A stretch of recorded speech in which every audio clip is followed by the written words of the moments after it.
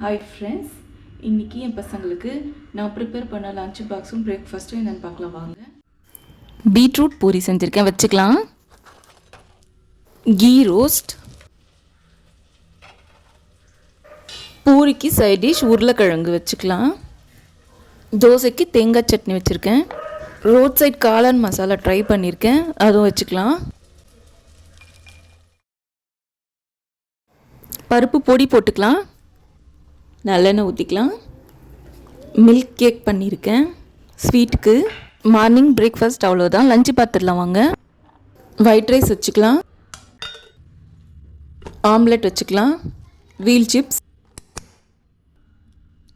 கிழங்கா மீன் குழம்பு வச்சுருக்கேன், ஊற்றிக்கலாம்.